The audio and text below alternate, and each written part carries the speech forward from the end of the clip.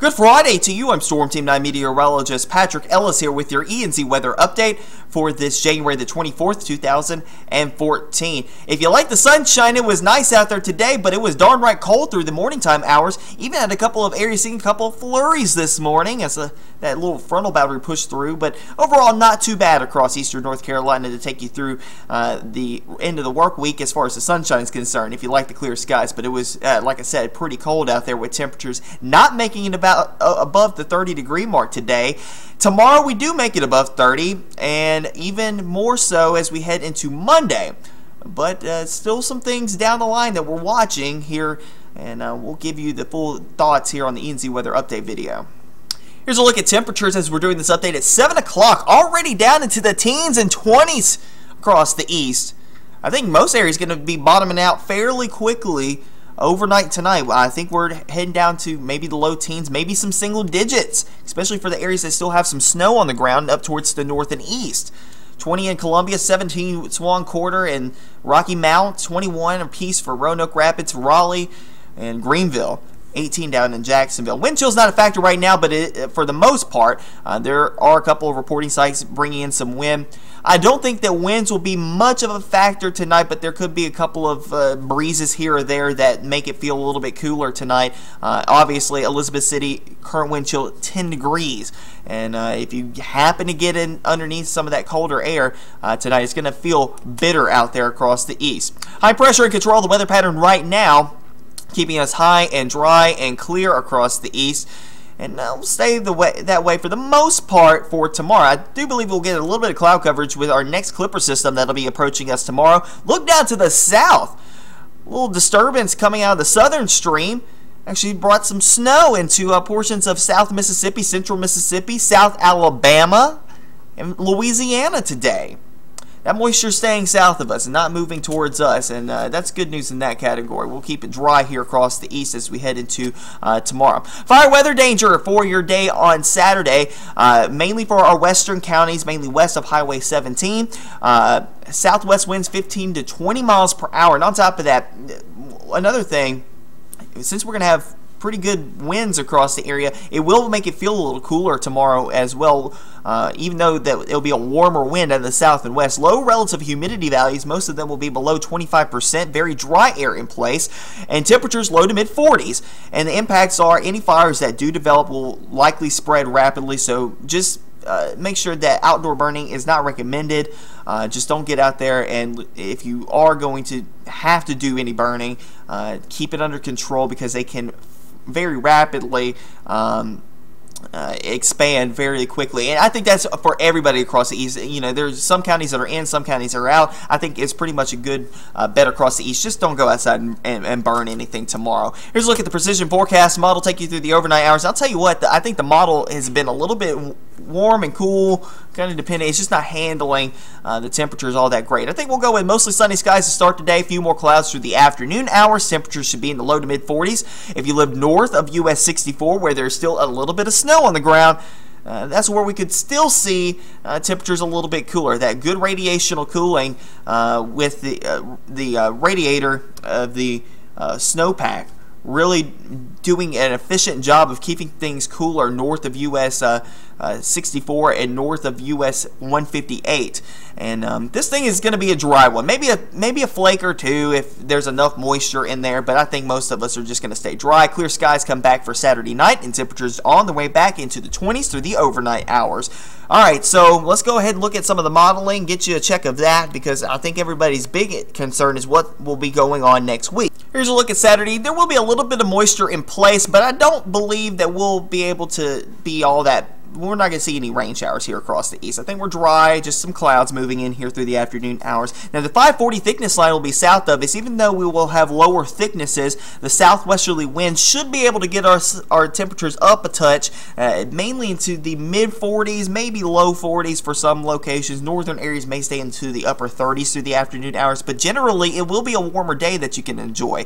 Mostly sunny skies as high pressure will build in as we head towards Sunday. It will be cooler, though, with the 540 line in the area and a little bit of a, we'll call it a easterly breeze And that's calm to easterly breeze. We'll call it mostly sunny with temperatures in the low 40s. Monday will be a nice day with mostly sunny skies, but our next Clipper system on the way. You see the 546 line into the region, and that should be able to afford us maybe even the lower 50s that afternoon. Maybe even some mid-50s on the board. Hey, we'll talk about that. But look what's going on to the north. Another Clipper system coming down the flow. Another big dip in the jet coming southward. And look down here towards the Gulf of Mexico. Mobile, down towards Louisiana. Talking about moisture moving in through that area. And a little stream coming up towards the east. The upper air jet, the actual jet stream of about 200 millibars, is dipping way south now. And that's something that we're going to be watching fairly closely as well. Here's a look on Tuesday, and this is off of the European model. I want you to know that. This is off of one run of one model, and granted, it has been fairly consistent the last couple of days. Cold air already in place, a 540 line south of the area, and a low pressure system developing off of the coastline of Florida and South Georgia.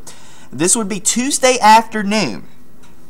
We'll fast forward. This will be Tuesday evening. Moisture starts to stream into the region at this point via this model. This is just, like I said, one model. And then that's Tuesday, that's Wednesday morning, 1 a.m. Low pressure system continuing to crank up as is over the Bear Clinic zone of the Gulf Stream. Very warm, very moist air underneath that will make the air unstable, but we are still in the cold air here across the east. We'll fast forward that's at 7 a.m. on Wednesday. A lot of moisture in place across the area, and I do believe temperatures will be below freezing. That would be a snow look as we are looking at it right now as that low pressure system tracks off towards the north. And we'll talk about that here in a second. The low track is going to be so pivotal to this forecast over the next couple of days. And the European model gets it mostly out of here by the time we head into late Wednesday, maybe as late as early Thursday morning. But man, does it get cold with a brisk northerly wind as well. And temperatures will likely struggle on both Tuesday and Wednesday to get to 30. And we're talking about some cold stuff, and possibly by Thursday, if we don't have a snowpack on the ground, we'd be talking about temperatures up into the 30s. But if we have a snowpack on the ground, no bets there. We'll probably stay in the 20s and low 30s that day. Looking at the line, that's Friday. Next system kind of rolls past us, but I think we stay dry and mostly clear with temperatures rebounding to near 40. That's next Saturday. Once again, not very much in the way of anything going on. High pressure and control. That'll keep us dry. Maybe a couple showers underneath this little warm front that'll lift northward as we head into next Sunday. But once again, it looks like we'd be dry. I think we'd just be in the clouds at that point, even though we'd have weak high pressure and a southerly flow around that. Now, I want to look at the GFS model and start you off on Tuesday evening. Now, the GFS has been much slower with this system and has been more so towards a Wednesday event than anything else. So we'll start you off Tuesday. The moisture is gathering down towards the south, and you see the overall flow is off towards the north and east, just off of the North Carolina coastline. A low pressure system develops further south than the European model, but it takes a track fairly similar to what the European does, but it's a little further offshore with its moisture. And it's kind of been wavering back and forth, and I think we will continue to see that the next maybe day or so. We will see the model kind of waver back and forth as far as this thing is concerned, and then it lifts out of here by the time we head towards early on Thursday. I still think that there may be a chance for maybe some light precipitation lingering into Thursday morning, but most of it should be offshore by the time we head towards Thursday afternoon as high pressure builds back into the region.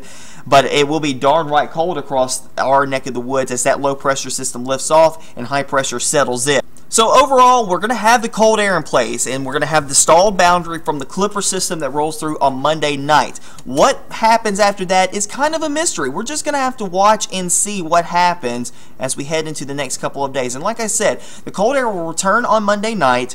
Gulf moisture moves up that stalled front, and the low track will be pivotal to this forecast. Very pivotal. If it's further offshore, we don't see anything, and you see that on the GFS. It's trended offshore, it is trended near shore.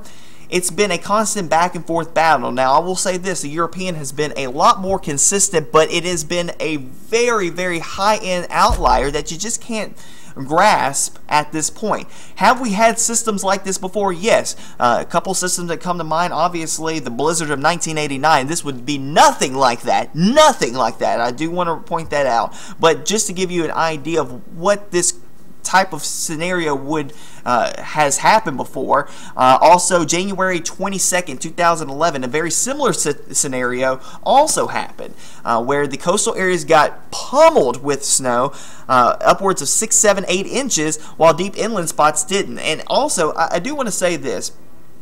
If this does happen, this would be more so an east of Highway 17 event than anything else. Deep inland, yeah, you might see some snow, but it won't be as much as you see down in East Carteret County and the Outer Banks. So it's going to be a close call. I think this has a high bust potential, and I will tell you that right here and right now. I have a feeling that this whole thing has a high bust potential. Because somebody may see something, somebody may not see anything, and on top of that, we just don't know how far off the shore will that moisture track happen. But for the time being, we still think that there will be at least the possibility for snow Tuesday evening, at least until Wednesday, through Wednesday, and possibly into early portions of Thursday. But obviously, we'll keep you guys updated as the forecast comes a little bit more in tune over the next couple of days. That'll do it for me here on the ENC Weather Update. Stay up to date with us, Facebook, Twitter, and WNCT.com. Next update here will be by tomorrow evening. Guys, have a great rest of your evening, a great day tomorrow, and a great weather week ahead.